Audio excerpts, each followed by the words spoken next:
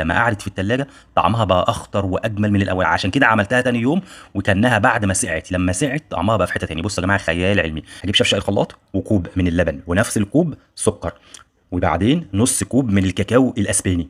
ليه الاسباني؟ لانه مش ممرر، وهنخله عشان التكتلات. وهنزل عليهم بنقطتين ثلاثه من الفانيليا، وعلى الخلاط وتقعدي تضربيها كده حضرتك بتاع دقيقه، وتنزلي بنفس الكوب زيت سرسوب زي ما انت شايفه بالمنظر ده، والخلاط شغال.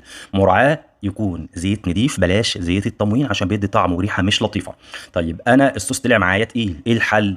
هزود نص كوب من اللبن زي ما انت شايفه بالمنظر ده، وهرجع اضربه في الخلاط تاني. يبقى لما الصوص يتقل معاكي علاجه ايه؟ ان انت تزودي لبن. التريكات البسيطه دي هتطلع معاكي ناجحه جدا. طيب هنغرفه بقى في بوله نص الكميه. يبقى نص الكميه هنغرفها كده ونركنها على جنب، ونص الكميه لسه موجوده فين؟ في شفشق الخلاط.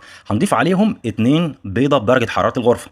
تمام. وطالما بيض انتوا طبعا عارفين هنزود ايه؟ هنزود نحط معلقه من الفانيليا السايله او كيس من الفانيليا البودر ومعلقه من الخل، وهنضرب كل ده برضو في الخلاط بتاعنا، وهننزل في البوله بتاعتنا بالسائل ده. هنزود برضو بنفس الكوبايه، خلي بالك يا كوبايه واحده تشتغلي بيها، كوبايه من الدقيق وهننخلها، ونص معلقه من الكيك شيف او نص الكيس. خلاص كده. وما ننساش ذره الملح. وابتدي بقى قلبي كده بالمضرب اليدوي. وانا بقلب بالمضرب اليدوي لقيت ان السائل او الليكويد قوامه خفيف. من دقيق لدقيق الدنيا بتختلف، فانا زودت معلقتين.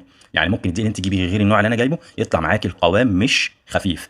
يبقى احنا عالجنا بالطريقه اللي انت شايفاها دي، وهو ده القوام المطلوب اثباته.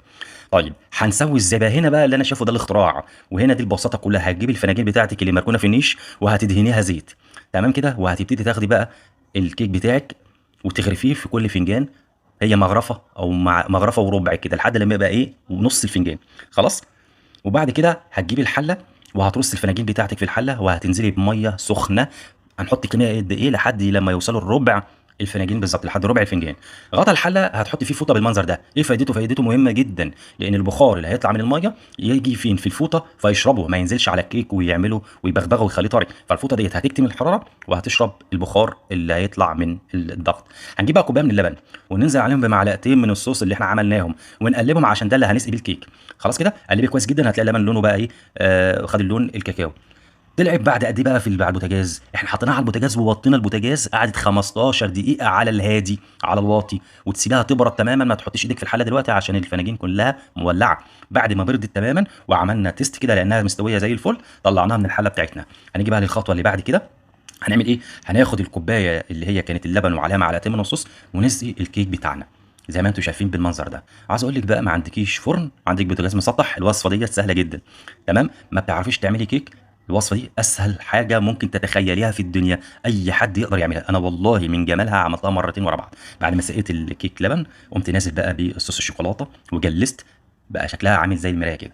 طب عايز اقول بقى حاجه مهمه جدا. انا طبعا الاولاد حواليا بيتفرجوا على الفيديو وشايفين وانا بصور واحنا بنشغالين كده، ما صبروش نزلوا عليها هتتك بتتك. بس انا لقيت لما كنت شلت فنجانين في التلاجة، لما قعدت في التلاجة طعمها بقى اخطر واجمل من الاول، عشان كده عملتها تاني يوم وكانها بعد ما سقعت. لما سقعت طعمها بقى في حته تاني. بصوا يا جماعه، خيال علمي.